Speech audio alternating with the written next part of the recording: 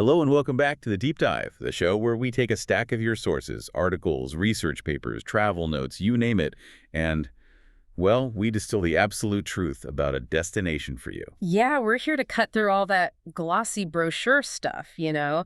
bypass the generic search results, and really give you those essential high-value insights you need. The aim is to get you immediately well-informed. Exactly. And today we're pointing our compass toward the Aegean Sea, specifically to an island that kind of sits at the crossroads of continents, really steeped in legend and, well, centuries of conflict, too. We are diving deep into Rhodes, Greece. Rhodes. It's the largest of the Dodecanese Islands, the place that, back in antiquity housed the mighty Colossus. Which is just amazing to think about. It really is. And later, of course, it became this almost impregnable bastion for the crusading Knights of St. John. So it promises this really rare combination, millennia of history just layered onto a vibrant, modern, kind of world-class resort life. Okay, so our sources are suggesting Rhodes is incredibly popular, a versatile destination. It seems to welcome couples, families, and serious history buffs alike. So we'll be analyzing the viability of all its different faces, won't we? We will. We're talking the UNESCO-protected Rhodes Old Town, the absolutely stunning Acropolis of Lindos, those secluded emerald waters of Anthony Quinn Bay. Right. And even that kite surfing paradise down south, Prasnisi. So this really is a deep dive into the whole concept of travel versatility. Rhodes is, it's a staple on the Greek travel list, right? Definitely. But our mission today is really to test that promise against, well, the modern reality. What's it really like now? Exactly. Because the central tension we're exploring here is crucial, isn't it? Is Rhodes still that timeless classic? Does it offer genuine, profound history, romance, adventure? Or is it perhaps a beautiful place that's just maybe been a bit overwhelmed? Has it succumbed to, the excessive crowds, the logistical headaches, and maybe those dreaded tourist trap prices? That's what we need to find out. We're here to peel back those layers, hopefully uncover the unfiltered truth, detail the potential pitfalls. Yeah, give the practical knowledge. And provide that practical knowledge so you can actually design a trip that, maximizes the genuine magic of the island. Because it sounds like there is magic there. Oh, there definitely is. It's just about finding it. Okay, let's unpack this then. Our deep dive today is focused pretty sharply on the pragmatics. We're talking logistics, those critical choices in accommodation. Where you base yourself, yeah. The essential local Dodecanese cuisine you absolutely have to try, the historical must-sees, and maybe most importantly, that crucial high-value advice on what you should perhaps just skip. Right. What's maybe not worth the hype or the hassle? Okay, so we always start with the most pragmatic bit of any successful trip, the logistics. Getting to the islands is one thing, but figuring out how to get around once you arrive. That often feels like the make-or-break factor, doesn't it? Especially for a place like Rhodes that offers so much variety.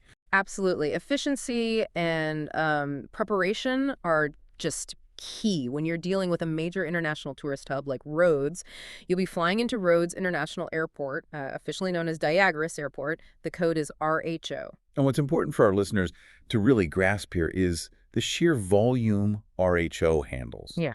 Right. During that high season, say May through October, the airport is, well, our sources say absolutely rammed. That's a good description. Yeah, it's serviced heavily by budget airlines. EasyJet and Ryanair get specific mentions in the research. Okay. Alongside just a colossal volume of charter flights. These are mainly coming from the UK, Germany, and Scandinavia. So what that means is superb accessibility and usually pretty competitive pricing if you're traveling from Europe. Right. But what about listeners coming from further afield, say North America or other non-European spots? Yeah, that's a crucial point. You absolutely must be prepared for a connection. Rhodes isn't really a transatlantic destination. You'll almost certainly be routed through Athens or perhaps one of the major European hubs like Frankfurt or London before you land at RHO. So you've got to factor that extra leg into your total travel time and presumably your budget too. Exactly. Don't underestimate that connection time or cost. Okay, so your flight lands, you've made it. Now you face that initial cost, ground transportation to wherever you're staying. Yeah. What are the reliable options? Well, taxis are always going to be the simplest and probably the most comfortable, especially after a long flight. But they definitely come at a premium. How much are we talking? Expect to pay somewhere between 25 and 30 euros just to get to Rhodes Town. But, and this is a big but, be warned. If you've decided to base yourself further south, maybe down in Lindos or Pefkos. Right, which are popular choices. Very popular. You're looking at a much more substantial fare, potentially 60 to 80 euros, maybe even more depending on the exact spot. Always, always confirm the fixed fare before you get in the cab, especially if it's late at night. Good advice. Okay, what about the budget end, the public bus? The public bus service is certainly reliable, and yeah, it's incredibly cheap, just a few euros. But here's the major caveat, particularly for summer travelers. Comfort, or lack thereof. You'll be competing with locals, other travelers, and trying to deal with luggage on what can be a crowded, often non-air-conditioned bus in that intense Greek summer heat. It's maybe not the most comfortable start to your holiday. Yeah, I can picture that. Not ideal after flying. Not really, which leads us very neatly into the car rental debate. Now this, according to our synthesized sources, this is probably the single most critical logistical decision you'll make for Rhodes. Really? That critical? Yes. For a traveler who actually intends to see the authentic, varied sides of the island, a car rental is described pretty unequivocally, actually, as non-negotiable. Wow, okay. Non-negotiable. Yeah. That's strong language. Why? I mean, can't you just rely on buses or maybe day tours? You could, but you'd miss so much. The island is physically much, much larger than many first-time visitors realize. If you only stick to your resort, or maybe the area immediately surrounding Rhodes Town, you're genuinely missing, I'd say, 80% of what makes Rhodes special. 80%, okay. Yeah, the best villages, the quietest little family tavernas, the truly secluded beaches. They're often entirely off the main public bus routes. So relying solely on public transport, or even those quite expensive day tours, it just significantly limits your freedom, your ability to explore on your own schedule. Okay, I'm convinced. So if we're committed to renting a car, what kind of vehicle should we be looking for? It's a Greek island, so I'm picturing narrow roads. You are picturing correctly, particularly once you venture off the main coastal road or head inland.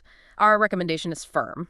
Right. Rent the absolute smallest car you can possibly manage with. Like what? Think a Fiat Panda, maybe a Suzuki Celerio, or a Hyundai i10, something in that category. This is absolutely not the place to rent a massive SUV or a big sedan. A smaller vehicle will literally save your sanity when you're navigating those notoriously narrow village streets and, critically, when you're trying to park, which we'll get to. Okay. And what about the road conditions themselves? Are we talking like treacherous mountain roads, or is it mostly decent asphalt? It's a bit of a mix, actually. The main arterial road, the one that runs down the East Coast, that's generally in excellent condition. It's a smooth, modern highway for the most part. Good. However, if you venture inland, or maybe take the scenic route along the more rugged West Coast, our sources warn that those secondary roads can quickly become, let's say, rustic. Rustic, meaning? Meaning you'll encounter potholes, definitely winding, steep climbs, maybe some gravel patches. A small car is essential for navigating those tight spots. And, it's also worth being aware of the standard Greek car insurance setup. It often excludes damage to the underside of the car or the tires. So always review your collision damage waiver, your CDW, very carefully. That's a really crucial practical tip. Okay, that sets us up perfectly for what you called the crucial aha moment regarding Rhodes logistics. The parking situation, especially around those historical highlights. Right. Parking in Rhodes Old Town is, well, the sources call it a certified nightmare, and honestly, we cannot stress this enough. Attempting to drive or park inside those colossal medieval walls is practically impossible if you're not a resident, and it's just utterly insane during the day. So what's the takeaway? Travelers must internalize this fact. You will park outside the city walls. You'll use one of the designated municipal or private parking lots located outside. There's no magic way around this. Okay. And what's that experience like, parking outside the walls? Well, the main lots are situated mostly near the Marber area. They exist, they're signposted. But they can fill up quickly, especially mid-morning. The real key is factoring the walking time into your itinerary. How much walking are we talking? If you've booked, say, a charming boutique hotel inside the walls, you will be walking probably 10, maybe 15 minutes, often dragging your luggage over cobbles from the car park to your accommodation. Right. Not fun with heavy bags. Not at all. And if you have a dinner reservation inside the Old Town, you need to add at least 20 minutes just for finding a parking space and then the walk-in. Don't cut it fine. Okay, duly noted. What about Lindos? That beautiful, whitewashed village everyone wants to see. Is parking equally challenging there? Lindos presents basically the same problem, but practically. Yeah. The village itself is this stunning, entirely pedestrianized zone protected beneath the Acropolis. So you must park your car at the top of the hill in the main designated parking area, and then you begin your substantial walk down into the village, and of course, eventually back up. Ah, so the lesson is clear. Rent small, find parking outside the main attractions, and regardless of how attractive your holiday footwear is. Pack comfortable, practical shoes. Seriously. You will be walking miles, especially if you're engaging properly with the history and the landscape. It's unavoidable. All right, so once you've figured out the car and the parking, the next foundational decision is where you're actually going to base yourself. Because Rhodes isn't, monolithic. It doesn't have just one vibe. Our sources identify 4 pretty distinct personalities across the island. And choosing the right base camp, as you call it, that really determines the entire tone of your trip, doesn't it? Completely. Get this wrong, and you might not have the holiday you imagined. Okay, let's start with the big one, the central hub, Rhodes Town. What's the appeal of actually staying within those massive UNESCO World Heritage Old Town walls? The appeal is, well, it's profound and immediate. It's pure magic, honestly. You walk out of your hotel door and you are literally stepping into a living, breathing medieval museum. You get to explore those ancient cobbled alleyways, not just during the busy day when the tour groups are there, but crucially after the day trippers have gone home, when the city lights come on and illuminate the stonework. It's just incredibly atmospheric. Staying inside the walls offers a uniquely historical kind of time travel experience. Okay, sounds amazing. But there's always a but with history and high appeal, isn't there? What's the caveat here? The caveat is significant: noise and access. We mentioned the parking issue, but also the Old Town is densely packed with bars, late-night restaurants, souvenir shops, and continuous crowds, especially in season. So it's lively. It's acoustically lively, yes, which means if you're someone seeking absolute peace and quiet after, say, 11 p.m., staying inside the walls might actually lead to frustration. It's not a silent retreat. Right. So what's the alternative if you want proximity but maybe more quiet? The New Town. It's literally just outside the walls, easily walkable to the historical core. It offers modern hotels, often with amenities like swimming pools, and it provides a much, much quieter base. It's probably the pragmatic choice for travelers who prioritize silence for sleeping, but still want easy access to the Old Town. Okay, that makes sense. Now, moving to almost the opposite extreme of the island's personality, we find Faliraki. Faliraki. Yeah, that's the island's widely acknowledged nightlife capital. It's loud, it's characterized by neon lights, massive resorts lining the beach, bar crawls. It's all focused on a huge, long, sandy beach. Who's this for, typically? Our sources are extremely clear on this. This area is really only recommended for younger travelers, maybe under 25, perhaps under 30, who are specifically seeking a wild, loud, and unashamedly party-centric holiday. That's its main draw. Is there any redeeming quality for a different type of traveler? Say, a family visiting in the shoulder season, or maybe someone who wants quick access to the nearby water park? That's a fair question, a good point for critical perspective. Yes, in the deep shoulder season, think early May or maybe late October, Faliraki can quiet down significantly.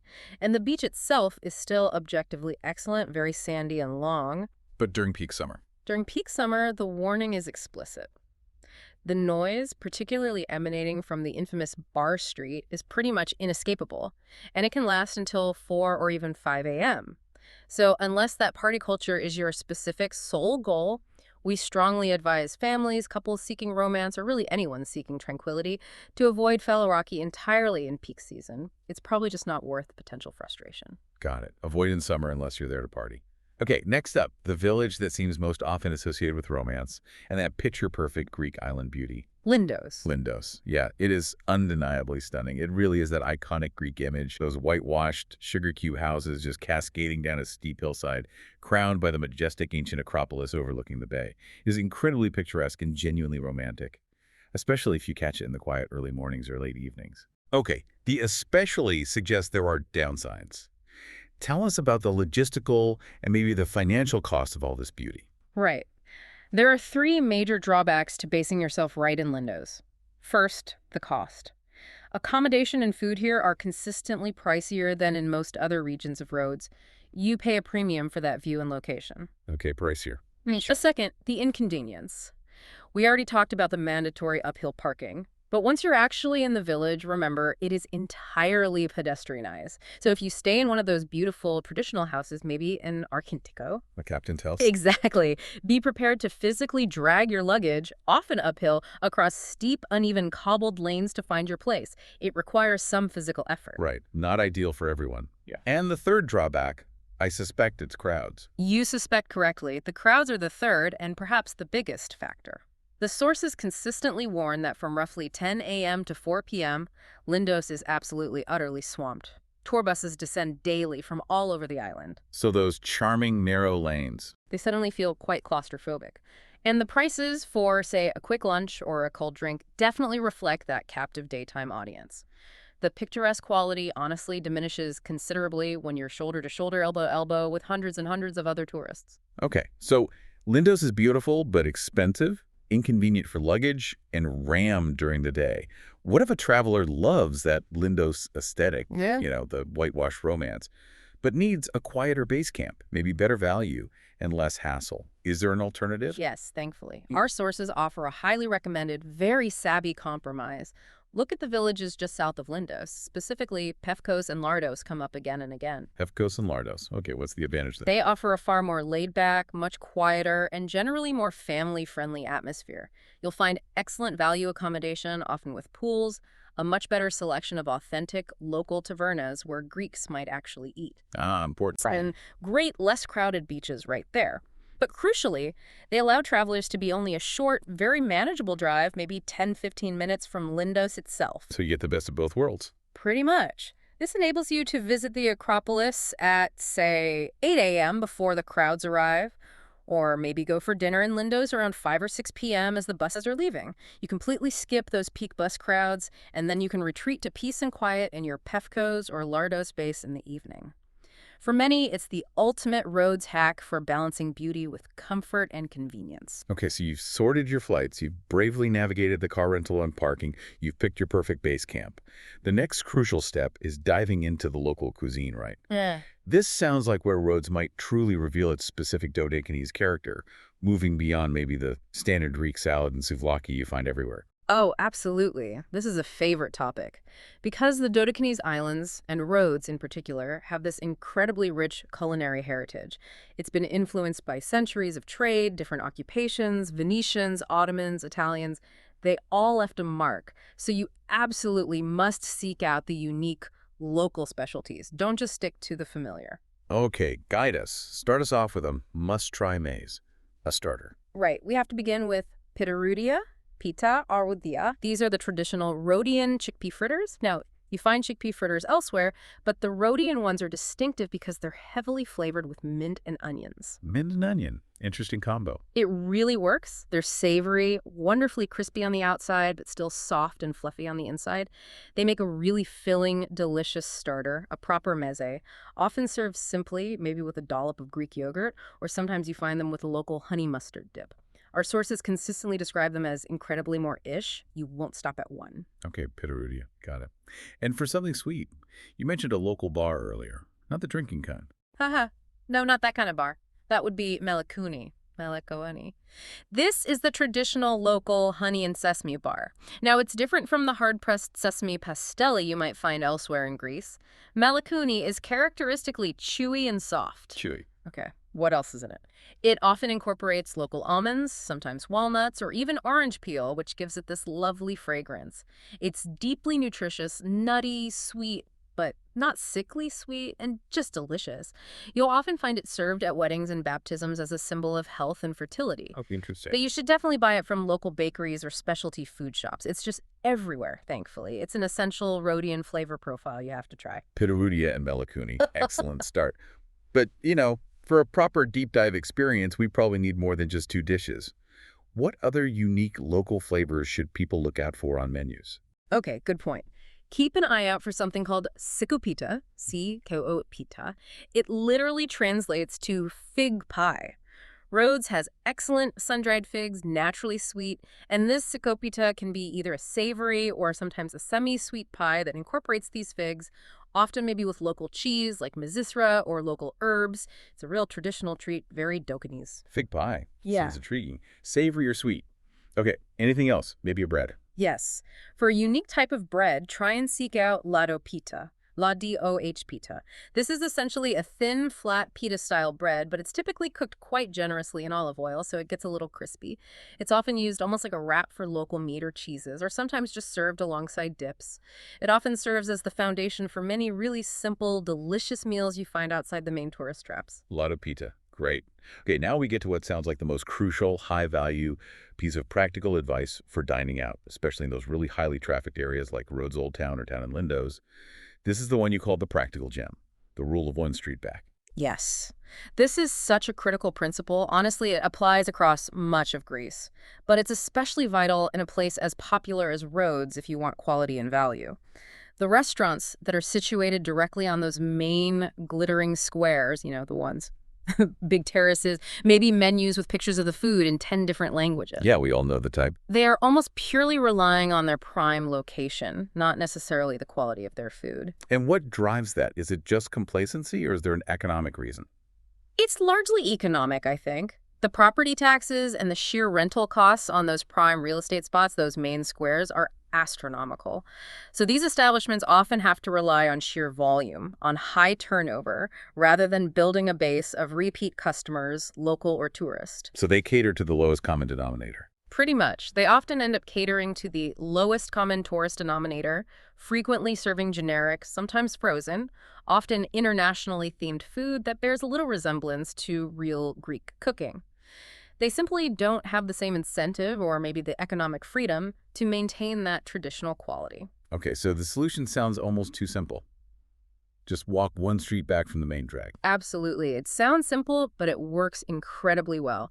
Take a turn down a quieter, maybe more dimly lit side alley. Our sources pretty much guarantee that this is where you will find the genuine family-run tavernas. And you can feel the difference. Often, yes, you can feel it immediately. The smells coming from the kitchen are more authentic, garlic, oregano, grilling meat.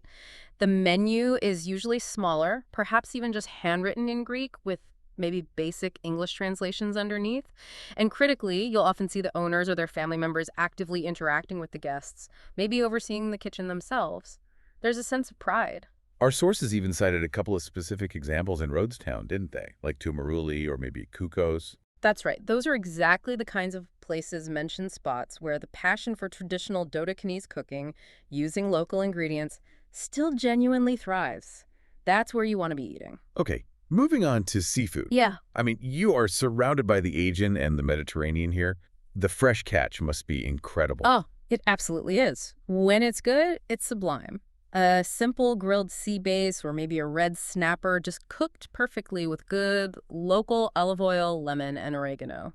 That really is the taste of a Greek island holiday. We need to reiterate that crucial financial watch-out regarding ordering fresh seafood.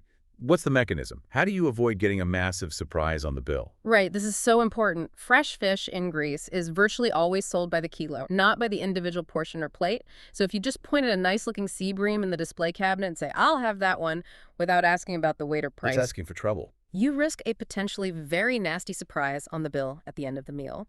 It can significantly derail your budget for the day or even the trip.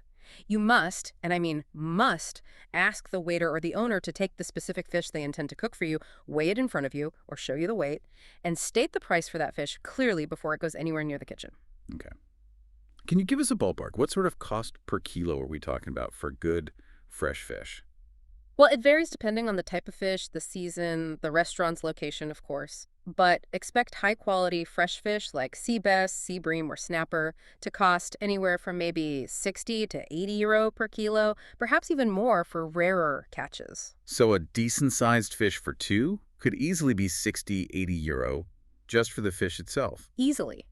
By confirming the weight and the total price beforehand, you ensure complete transparency. It might still be the most expensive meal of your trip, but at least you know what you're paying for, and hopefully it will be absolutely worth it for that special holiday meal. No nasty shocks. Excellent advice. Finally, on food, we have to touch on philoxenia, that famed Greek concept of hospitality, welcoming strangers. How does leveraging that idea help the traveler find those hidden culinary gems? You're absolutely right to bring that up. Don't just rely solely on online reviews for restaurants. They can often be skewed, sometimes manipulated, or they might just reflect very generic tourist tastes. So talk to people. Exactly. If you want the true local gems, ask the people who actually live and work there. Ask your hotel owner, especially if it's a smaller family-run place. Ask the person you rent your little Fiat Panda from. Ask them, where do you take your family to eat on a Sunday night? Or where's the best place for simple grilled food that you go to? That's how you find the real spots. That is precisely how you bypass the main tour bus circuit and discover those wonderful little tavernas that might still offer you a glass of suma. That's the potent local great spirit on the house after your meal. Just because. That's authentic philoxenia. All right, so with those practicalities handled, getting there, getting around, where to stay, what to eat, we can finally turn to the very soul of the island. Its incredible history and its stunning natural beauty. This is really why Rhodes is considered a world-class destination. Yeah, this is the stuff that draws people in. Let's start with the big one, the medieval mastery of Rhodes Old Town. Our sources describe this as genuinely one of Europe's best-preserved medieval towns, offering an absolutely profound historical experience. What really defines the visitor experience here? What does it feel like? I think the defining feeling is one of total immersion. It's almost overwhelming in a good way. You step through those incredibly imposing stone gates under those massive walls, and you're instantly transported back centuries to the era of the Knights of St. John. The Crusading Knights. Exactly. A time when this island was the last major Christian stronghold in the Eastern Mediterranean, holding out against the rising Ottoman Empire. The Old Town isn't just a museum exhibit behind glass, it's functionally a living museum, but one where people still live, work, shop, and go about their daily lives amongst these ancient stones.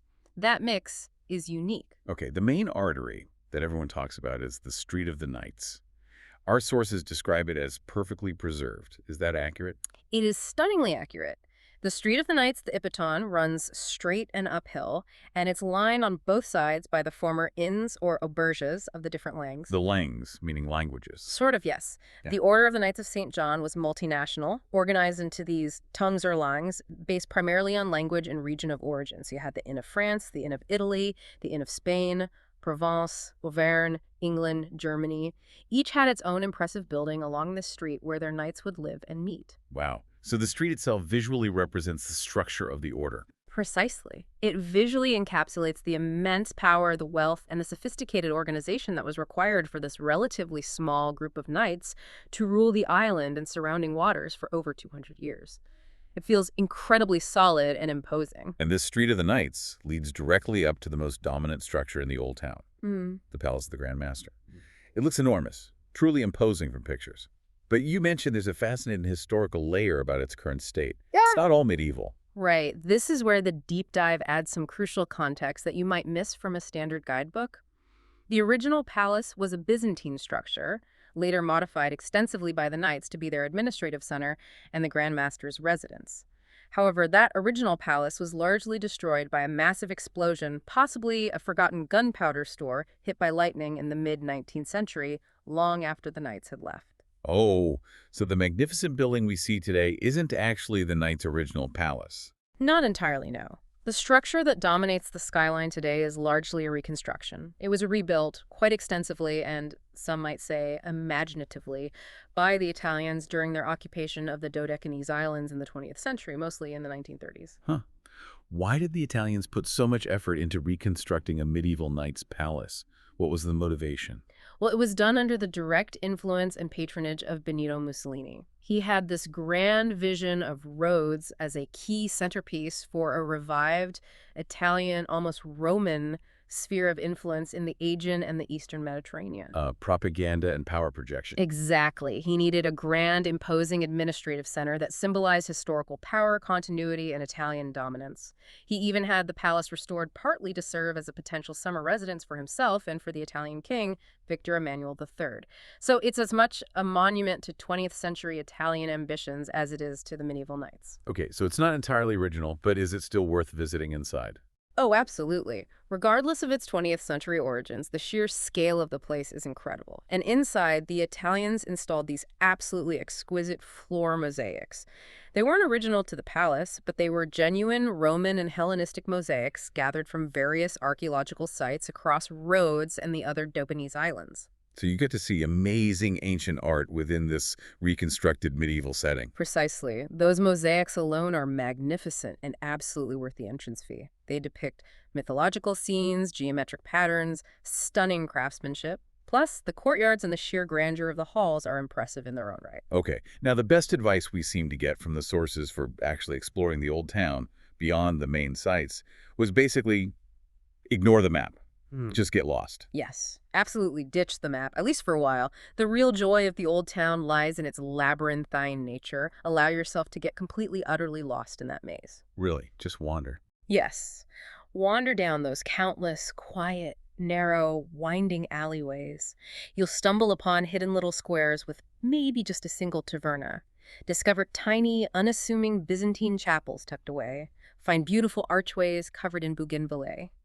That's where the magic happens, away from the main thoroughfares. Then, when you feel ready for a bit more commerce and crowds, you'll eventually reemerge onto the bustling main shopping street, Socrates Street. Socrates Street for shopping and bustle, alleys for magic. Got it.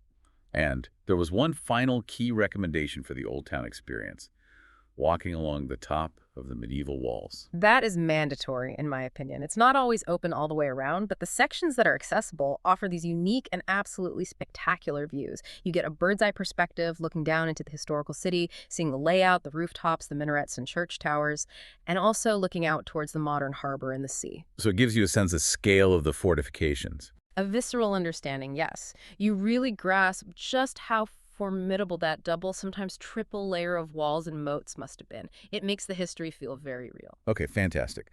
Now, transitioning from that medieval military might to ancient Hellenic heights, we move south down the coast to the other mandatory historical site, the Lindos Acropolis. Ah, the climb to Lindos. Yes, this is absolutely a mandatory journey if you're in Rhodes. But, as we hinted before, the timing is absolutely everything. Remind us of the warning. Our sources strongly, strongly warn, do not attempt this climb between, say, 11 a.m. and 3 p.m., especially in peak summer, July, and August. The heat reflecting off the stones is scorching, the path is largely unshaded, and it will be absolutely brutal, potentially even dangerous if you're not prepared. So when should you go? Go first thing in the morning, right when the gates open, usually around 8 a.m., or go late in the afternoon, maybe after 4 or 5 p.m., when the sun is lower and the worst of the day trip crowds have started to leave. It makes for a much more pleasant and rewarding experience. Okay, strategic timing is key. But the reward is worth planning for, right? What makes this particular Acropolis on this hill so breathtakingly unique compared to others in Greece? It's really the incredible layering of history combined with that absolutely stunning visual contrast. As you climb up the path, you first pass through the imposing medieval castle walls.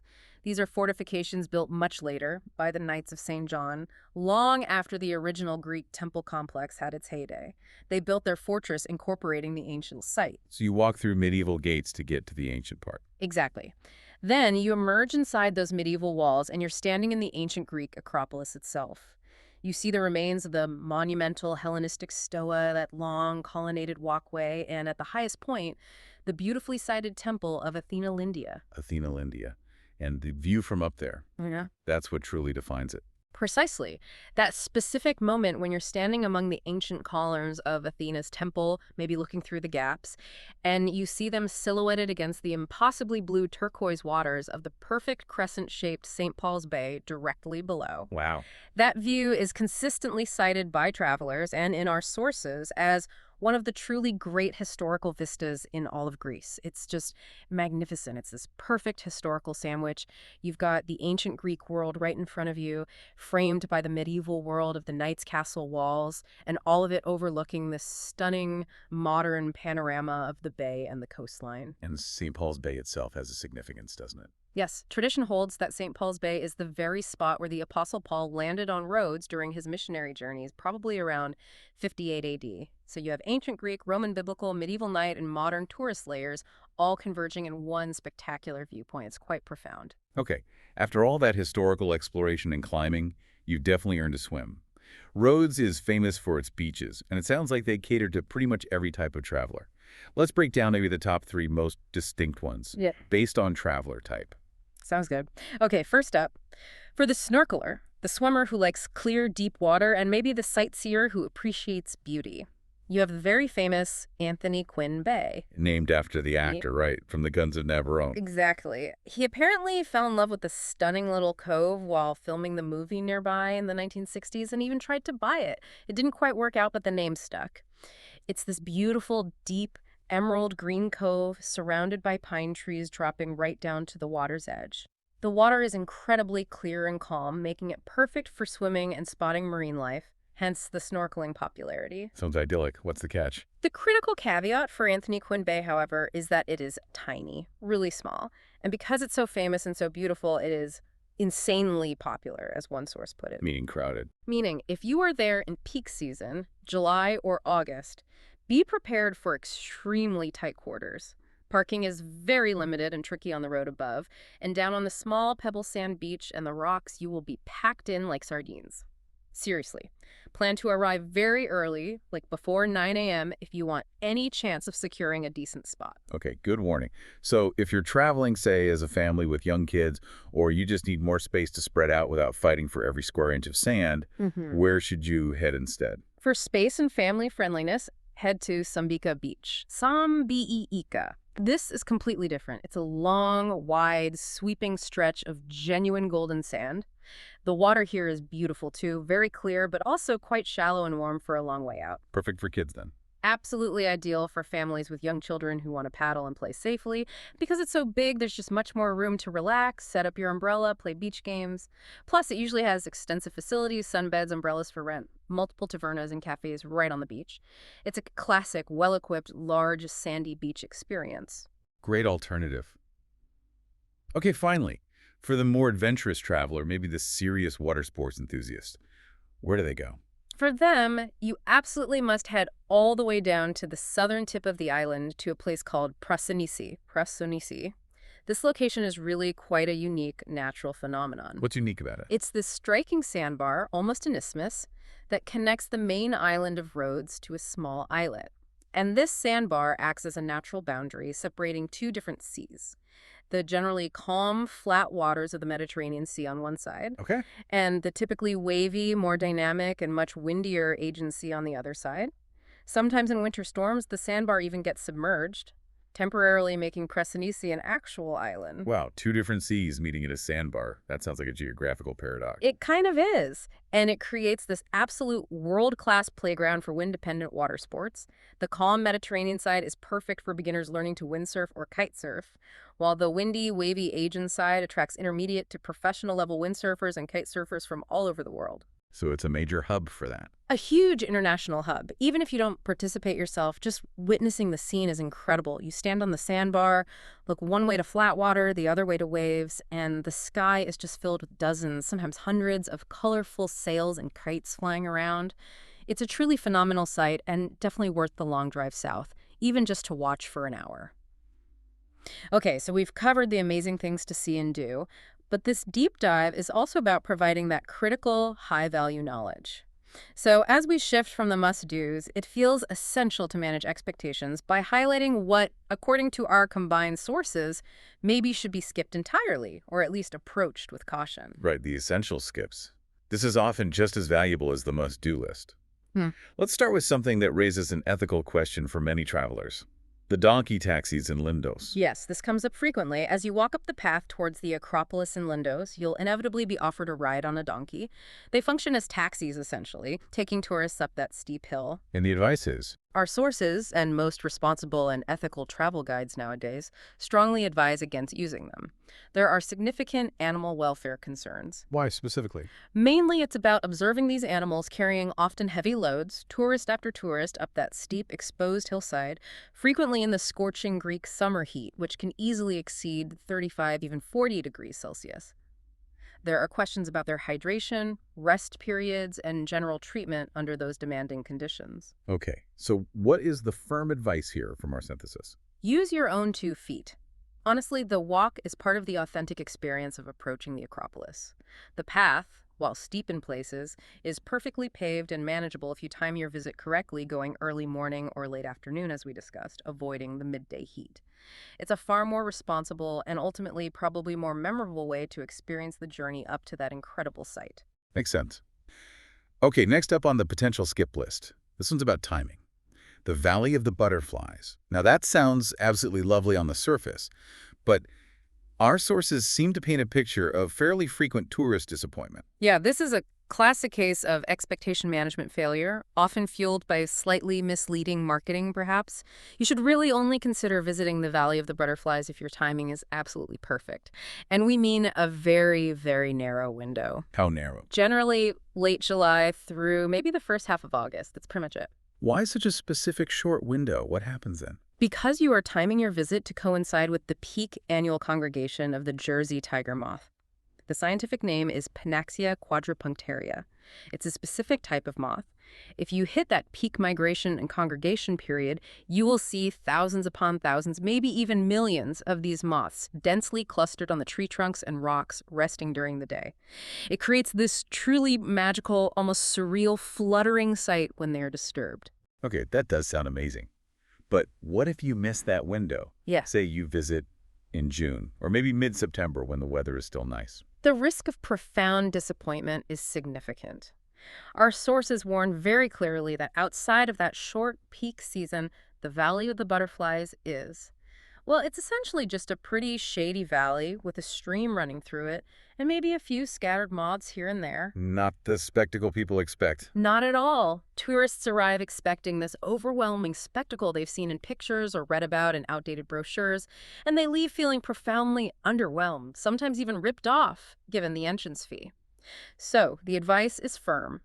Unless you can confirm locally that the moth population is definitely present in large numbers during your specific visit dates, probably skip it.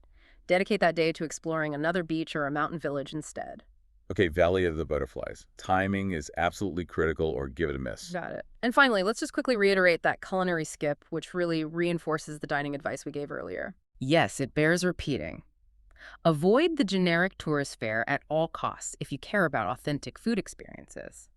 Actively avoid any restaurant that has a big laminated picture menu translated into 10 different languages posted outside. And especially avoid Those overtly internationally themed establishments, the ones with names like Captain Bob's Steakhouse or Antonio's Pizza Palace, right on the main tourist drag. The message here isn't about being snobby, is it? It's about maximizing value and the quality of your limited experiences on holiday. Exactly that. These places are almost always overpriced for what they offer. The quality is often disappointing, using frozen ingredients, etc. And crucially, you are actively wasting one of your limited meal opportunities on Rhodes. You're missing the chance to eat real, authentic, delicious local Greek or Dodecanese food, likely prepared with more care and better ingredients, probably for less money, at a family-run taverna just around the corner. So don't spend your precious holiday meals on frozen French fries and generic food you could find in any international airport food court. Precisely. Stick to the rule of one street back. Seek out the places where you hear Greek being spoken, where the menu is smaller. Your taste buds, and probably your wallet, will thank you. Okay, so we've been through a lot. The intense logistics, the potential parking nightmares, the contrast between luxury resorts and deep medieval history, the noise of Faliraki versus the quiet compromises of Pefkos. Bringing all these threads together now, what is the real synthesized vibe of Rhodes? What's the overall feeling?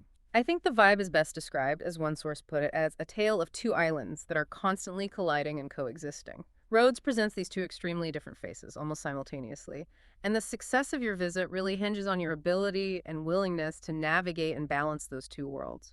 Okay, break down those two faces for us. What's the first one? On one hand, you have that profound, tangible history.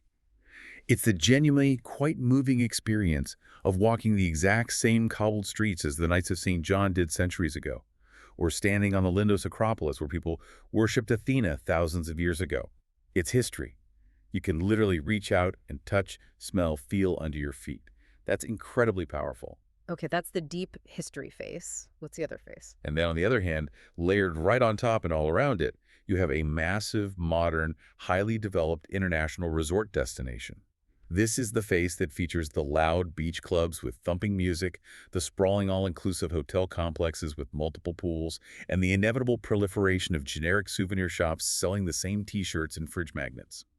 This site is required, I suppose, to cater to the hundreds of thousands, maybe millions, of annual visitors the island now receives. Right. So it sounds like the key to success for the traveler isn't choosing one face over the other, but actually developing a strategy to handle both.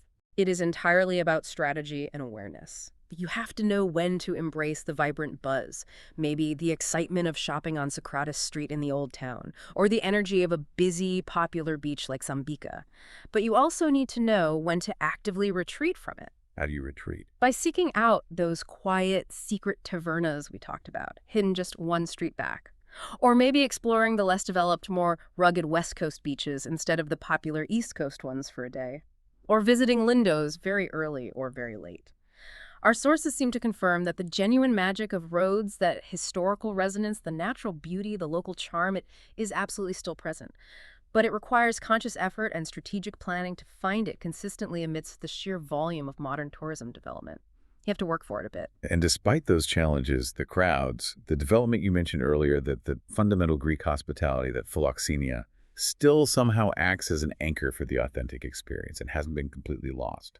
It absolutely does still act as an anchor. You find it.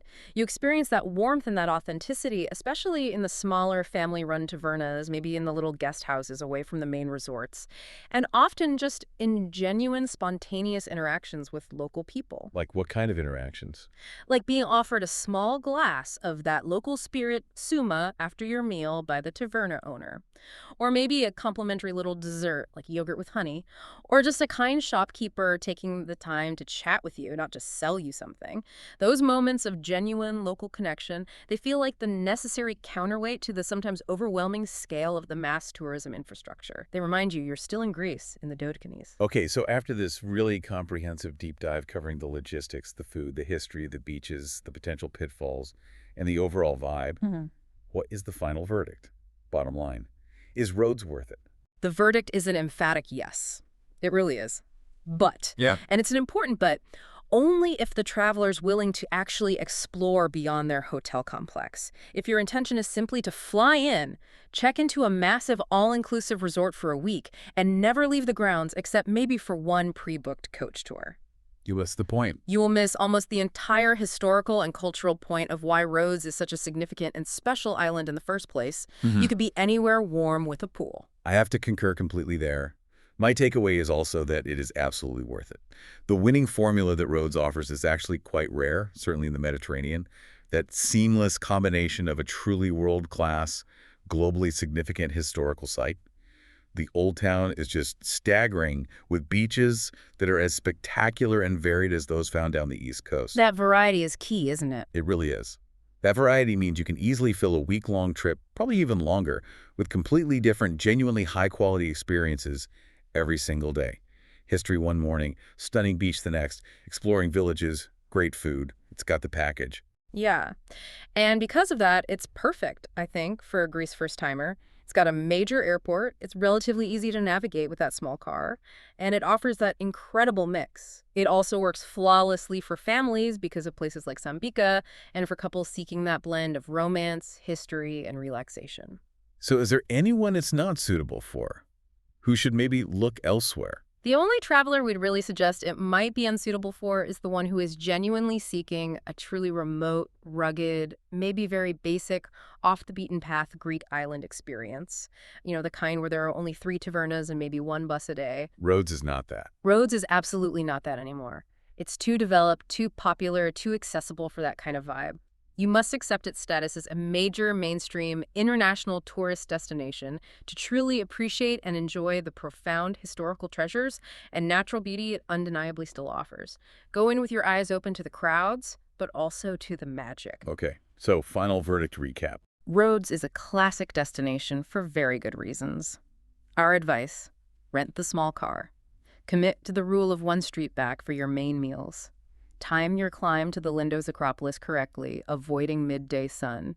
Do those things, explore beyond the obvious, and you will almost certainly have an unforgettable and deeply rewarding trip. Fantastic summary. And that leads us perfectly into our final provocative thought for you, the listener, to consider as you maybe contemplate this legendary and complex destination. We've clearly established throughout this deep dive that Rhodes is a place where profound ancient and medieval history collides, really head-on, with the often jarring realities of modern mass tourism. The challenge for the thoughtful traveler, then, is perhaps not merely seeing the sights on a checklist. Right. The challenge maybe is in consciously trying to cultivate authentic connections amidst all that hustle and bustle. So consider this. Could it be that a destination's true worth, especially one as intensely famous and busy as Rhodes, lies not just in the towering columns of an ancient temple or the sheer scale of those colossal medieval walls, but perhaps just as much in the small, authentic connections you manage to foster? Connections fostered by. By engaging directly, even briefly, with local people, with local traditions like the food, and with that spirit of philoxenia that, as we've heard, is still definitely alive if you look for it. Perhaps the unique magic of Rhodes today is found in that very clash between history and tourism, but the true spirit of the place is found in the human connection you make with the people who still call this incredibly ancient and storied island home. Something to think about.